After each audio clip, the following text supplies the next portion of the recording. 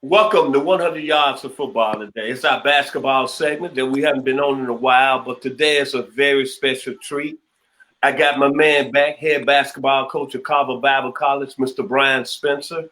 And today, since we've been off the air for like 2 or 3 weeks, it's been a long time, but we got a special guest. Now, everyone that's watched 100 Yards of Football over the last year or so, I'm even saying we're going to our second year, know how much I'm proud of where I'm from, which is Memphis, Tennessee, the 901, Beale Street. And if anyone watches the show, even though I love football, it's my game, but I'm always talking about the heritage, the history of high school basketball in Memphis. And I feel like we got the best of anybody in the country.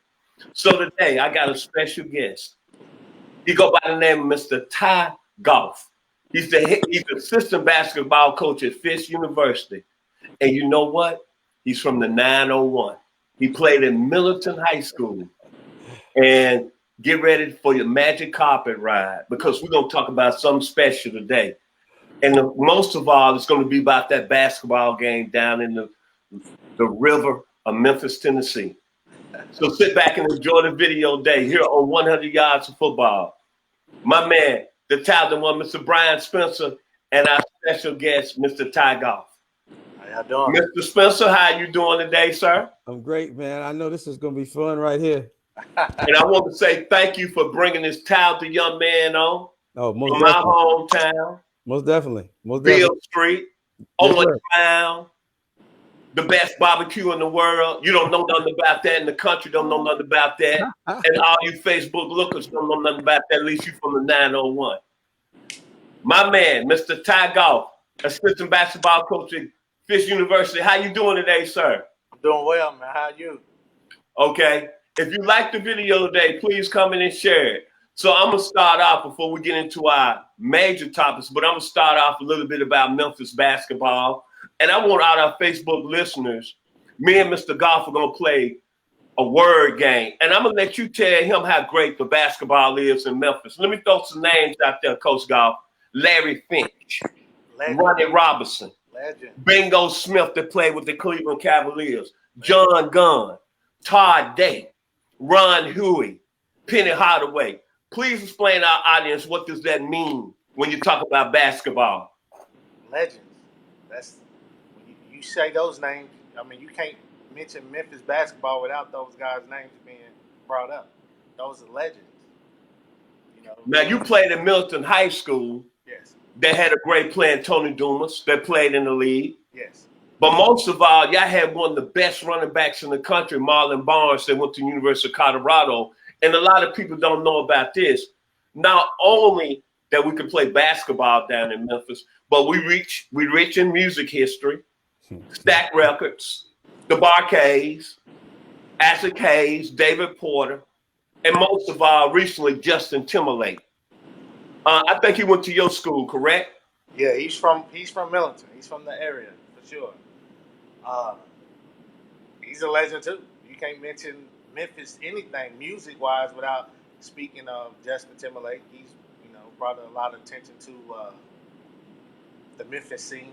You know, him and his group, the NSYNC, the guys. So yeah, we're very proud of him. Al Green as well. You know, A Balling MG. Yeah. So, yeah. 36 Mafia. Yeah, it's just history. It's history across the board in every aspect: athletics, entertainment, whatever. You know, you gotta. Memphis has to get its respect. So. Okay, let's get to the meats and potatoes right now. Let's talk about you. You've been a coach. Tell everybody out there how long you've been a coach, and then you coaching at one of the most prestigious academic schools in the country, Fisk University. Then you coaching under the legend. As the name of Kenny Anderson, who played here locally, where we broadcast and show from today in Atlanta at Georgia Tech. Talk about your rise and where you at in your coaching profession. I've been coaching.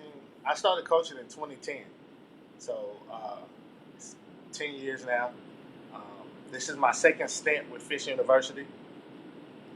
I was there in 2014 as an assistant coach under Dr. Larry Glover, who's now the athletic director of the university, and I was called back this season to coach the JV team and to be assistant on varsity.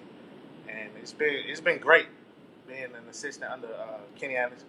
You know, very knowledgeable about the game, someone who's succeeded on every level of basketball. Man, you know he's been a champion, and he's been the best player in the country coming out of high school. Was number 2 pick in the draft coming out of college at Georgia Tech. Like, he's very knowledgeable of the game, and for me, I respect what I really respect about Kenny is the fact that he preaches life is bigger than the game of basketball. So he's really trying to instill excellence in these young men and put them on the path of being great outside of the game of basketball. You know, so and again, he's been successful on every level, and he's been to the highest point. You know, making it to the NBA. So if he wanted to be a person who wasn't approachable, then he could. But he's such a approachable person, man. Has a great personality, and he just loves the game of basketball. But he loves coaching and helping these young men more than anything. So it's been a great experience so far, and I look forward to the future of Fisk University basketball. I mean, with him at the helms, and we just supporting him and pushing him. If you like the video today, please come in and share it. Now we're going to get to the second meat and potatoes of our show today. Coach Spencer. Yes, sir. You yourself 2 very talented coaches. Now I'm going to ask Coach, my questions are going to be very simple to both of you gentlemen. During this hectic time, we know we're talking about COVID-19. Tell me, what's it been like recruiting, trying to keep everything in place, keeping up with your players? I'm going to start with you, Coach Spence. Has it been challenging? It's been real challenging, man. You know, because I'm a gym rat, man. Like, I like the smell of the gym, the sound of the gym. I like the gyms that don't have no AC. You know, I just like everything about the atmosphere and just mingling with other coaches and the parents and the play. I just love all of that, the interaction. So, you know, I miss that aspect of it. And it's challenging now, man, because, you know, you got to do everything by phone, man. And whereas you can go to the gym and there's 30, 40, 50, how many other people right there in one spot. Now you got to conduct those individual conversations, man. And so it takes a lot more of my time to do less, as opposed to when you go into a gym, you can do more in less time. So I miss it, man. It's challenging, but it's made me grow in terms of my communication. You know, I got to value each conversation. Like, I got to really be on point with what I'm doing. So it's making me a better coach. So I got to be more efficient with my time. Coach Garth? Yeah, I agree.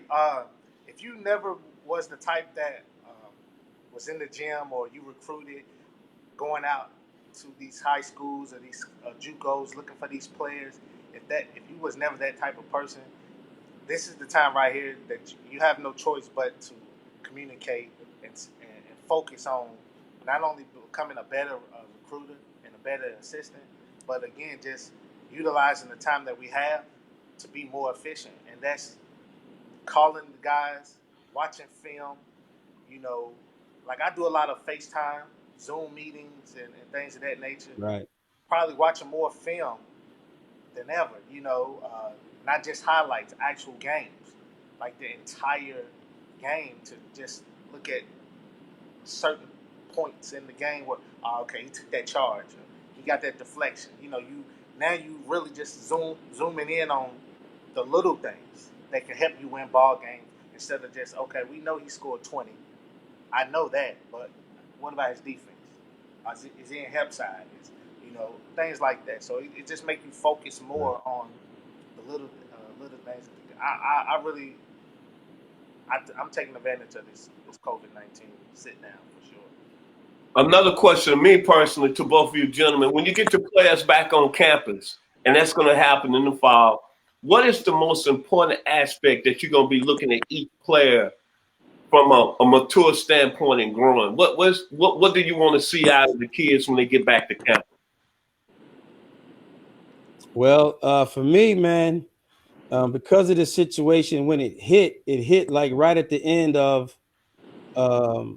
of postseason. So um, we lost in the semifinals of our postseason tournament, and so normally we would have like a two-week period where we wouldn't do anything and we get right into our off season. We didn't have off season at all. So I had to send them some stuff, to do on their own, as opposed to having the opportunity to do it and they know what they got to do before they leave. Now you got to trust and see, were you mature enough to do the things that we asked you to do, and were you truthful in the conversations that we're having, or are you just talking? So we're gonna see how mature they've been over this time we've been apart. So that's gonna be interesting to see for me. Yeah, Coach Golf. yeah. Same comeback. Did you do the work that we sent? You got so if you come back out of shape, then we know you wasn't doing it. I mean, just because the gyms wasn't open, push-ups, sit-ups, running around the neighborhood, you can still do all those things. Right. Dribbling the ball up and down the street, working on your offhand and everything like that. You can do basketball activities. Right. Just, I mean, from the comfort of your home. So, yeah, just to see if those guys really put in that extra work, because it's the work that they do when we're not around. It's what make them elevate to a better player. Right. Easy to come in practice, do what you got to do for practice, go in the weight room when the coaches are around you, but doing it on your own is what make you a great player, make you elite. So just to see if they've been doing that for sure. Okay, do y'all play each other coming up this season? Man, I want to, man. No, we don't, but we gonna schedule it for. Yeah. I don't know if they really want that smoke, but we gonna give it to them. So we gonna schedule it. Hey, I like that. I like that comment. Well, let me ask you this then. Let me ask both of you gentlemen this. I'm starting with you, Coach Spencer. Yes, what sir. kind of team you going to have coming up this year? I know you lost some seniors. How do you see the season? I know you got a very good schedule that you really put together. What your team going to look like this season? That's funny, man, because I haven't been able to make any offers yet. So, the guys that I think we're going to get, I'm happy with. I'm happy with it from the standpoint of not just talent wise and size wise, but just character, man. Like, you know what I mean? That characters, you hear coaches say that stuff. We say that stuff all the time. Character, but man, we lost 7 games last year. We had double-digit leads, and all 7 of them games, and it was all due to character, man. And so this year right here coming up is going to be the first year that everybody in the program are guys that I directly recruited myself. And so I'm excited to see what that looks like, man. And because I'm a certain way about things, man. And I just, I think we're going to be good, though. We'll see. You don't know until you throw it up. Coach Golf? That's true. Yeah, no. Well, what we have coming back I'm excited, about the team that we have coming back. We was young, so we had a lot of freshmen, sophomores. We had a couple of. We only lost 3 seniors. So what we have coming back is enough to rebuild and be a contender in the conference and nationally. If they come in and buy into what Kenny is going to lay out for them, so it'll be fine. Okay, so basically, this is a time of the show that we wind down, and usually I try to keep everything under compose, and I don't try to go to different levels of the show when we talking basketball.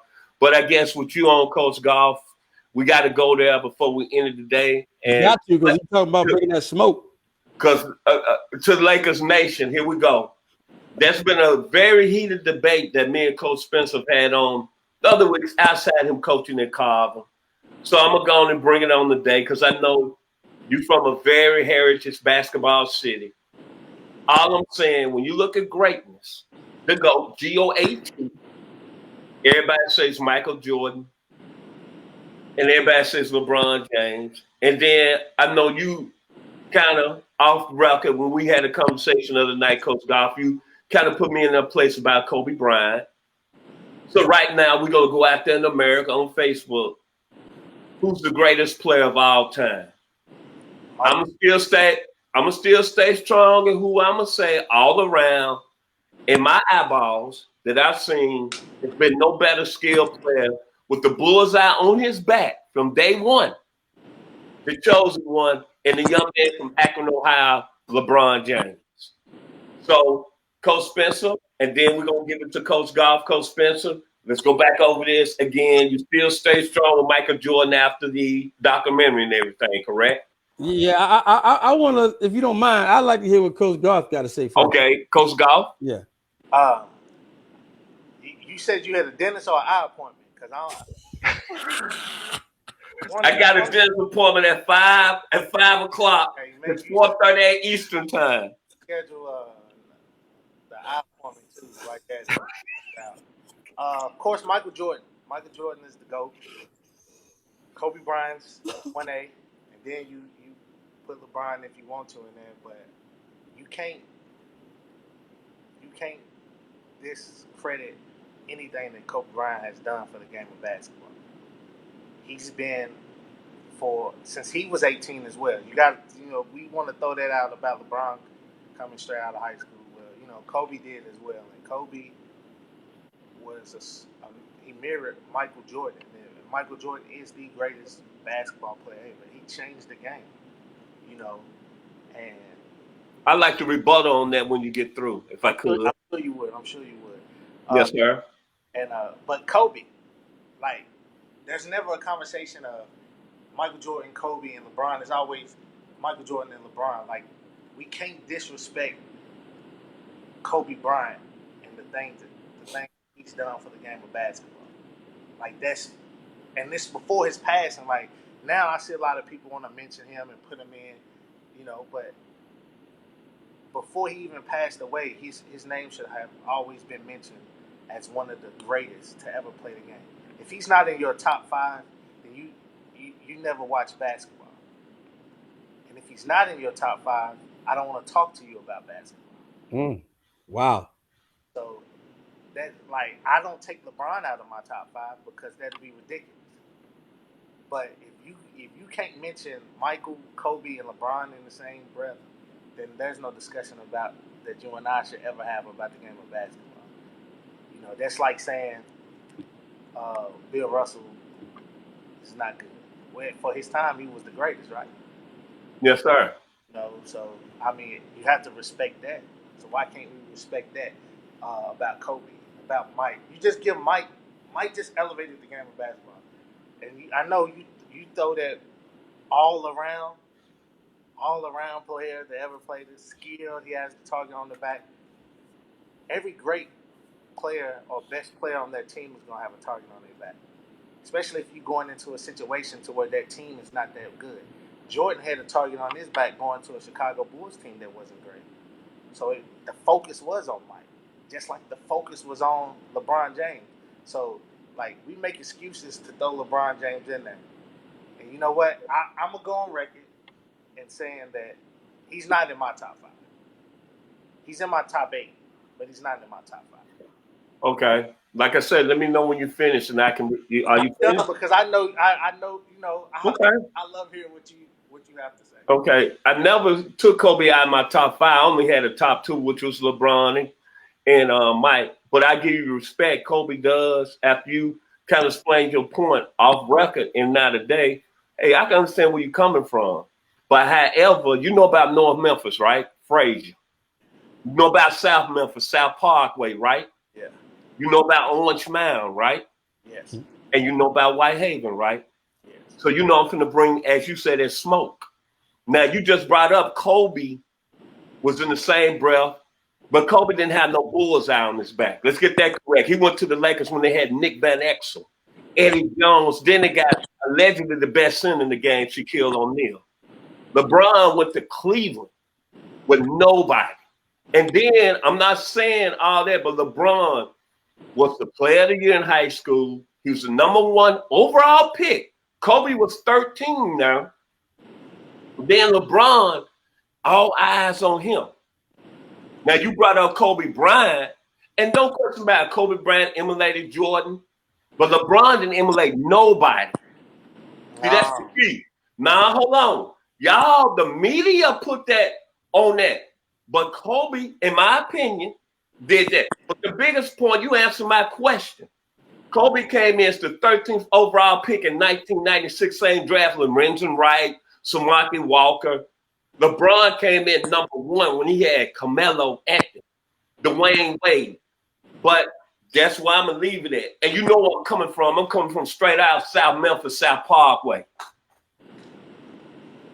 That sounds good. Yeah. That sounds convincing, though. Yeah. Anybody who hasn't been around basketball, who don't know the game, that sounds really. I agree. I'm just a fan. I'm just a fan. But I know this. I know LeBron James should be in that category. I know that. You're a basketball historian, so I know that. You know, so but again, you when you say that he went to a Cleveland team that didn't have anybody, we're talking about the NBA, man. The last man on the bench of an NBA roster go tear anybody up in the gym, man. So y'all don't discredit the rest of the league because you have an opinion about your favorite player. See, that's what we. That's you know it's political. Come on, man. You know it's political, baby. You know half of guys don't even deserve to be in the league. This ain't back in the 80s and 90s, baby. Listen. If they in the league, they're in the league. They getting paid for a reason. They in there. But I'm gonna say this though. Let me. You remember Michael Olowokandi? Yeah, out of Pacific. Those number 1 players, right? They had targets on their back when they go to those same teams, right? Come on, coach. You playing Psychology 201 now. You playing Psychology 201. We ain't at going on the University of Memphis. We ain't at CBC. We ain't CBC. This ain't Psychology 301. This ain't we ain't at Clifton Brothers. We ain't at South that school out there in North Memphis. I can't think of it right now. Rose College. We're not over there right now. You can't make excuses. You can't. That's your favorite player. I can't change your mind and your opinion on your. That's your favorite player. No, I'm just saying he deserved to be in the top. Let's say the top 5. But you at least you know what? You give him somewhat of greatness because you're a very talented guy. You're a great basketball man. All kudos. You have played at a high level more than I ever seen. So you already answered my question because you know what? You said you would have him in the top 8. So that means that you are respecting him a little bit. No, I respect this game for sure. Okay. I just don't respect it more than Michael Jordan and Kobe Bryant. That's the whole argument. That's the whole argument. I just can't. But you did have him. You did say, if I recollect, I'll be 60 in July. You did say I don't have him in my top 5, but I got him in my top 8. He is in my top 8. And that's saying a lot because there's been a lot of great players in this league. For sure. Julius Erving. For sure.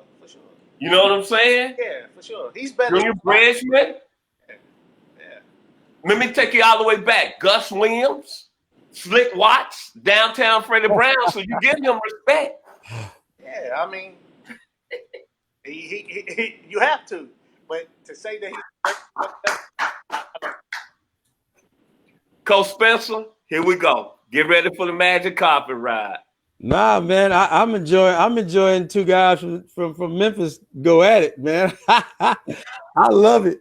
But you know, I'm gonna just say on one thing that Coach touched on when people talk about LeBron being the best all around. You know what I'm saying? That's subjective in my opinion, because you know, people do what they're asked to do. You know what I mean? So like when Jordan was asked to play point guard, he had like 11 triple doubles out of like 17 games or something like that. You know, he put up crazy numbers when he was at point guard. He put up better numbers than what Westbrook put up for that short period of time. You know what I mean? So it's just you do what you're asked to do.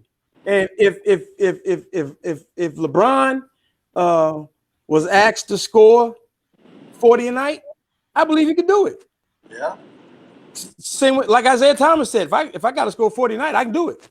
Well, then he wasn't asked to do that because he had the microwave coming off the bench and all that other stuff, right? So I think the argument of LeBron being the best all around, that's just his style of play. So Mike wasn't asked to play the all-around game, so to speak, because he had a facilitator in Pippen. You know, the triangle offense, you know, wasn't designed that way.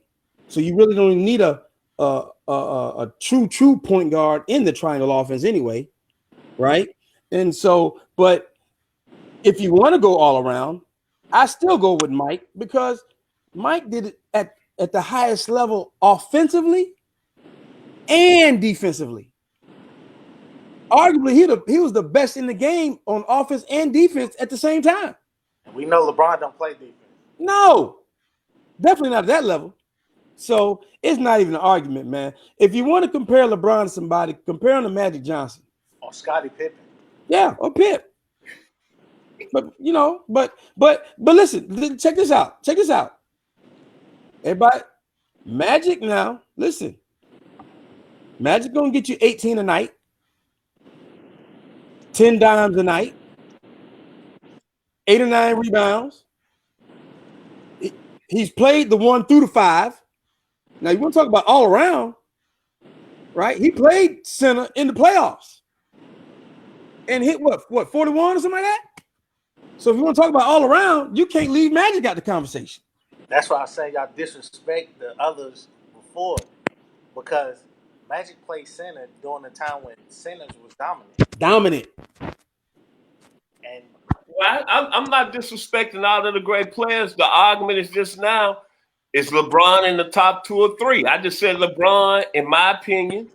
No. When you look at that 6'9", 270-pound phenom, don't frown up, Coach Garth. Look out, but you know I'm telling the truth. Could have been an NFL tight end. Don't frown. That don't impress me at all, because you know we're from the same area. And he playing basketball at that high level. Hey, man, all I'm saying, the guy should be included in the conversation. That's all. As being up there with the greatest that ever played the game. Definitely. And right now, I would say today, Kobe Bryant needs to be in that conversation. Because to me, it's all about your chips. We can talk about all this. In my opinion, y'all coaches now. Don't get me wrong. But I know that's what y'all coach for, to be the best, to have that chip, right? That's what greatness is about. Coach Garth, I see you got that picture behind you. And again, I got to give you kudos to the greatest athlete ever. Kudos to Muhammad Ali by way of Cassius Clay. So you know what greatness is. And you do too, Coach Spencer. But before we end the day, I'm going to go back to Coach Garth. And I want you to tell all the people there in Memphis, is Penny Hardaway going to bring Memphis a national championship in the next 3 years? We already got 2 good players. So right quick, Coach Garth. No. You being from Memphis, you say Penny's not going to bring a national championship. No.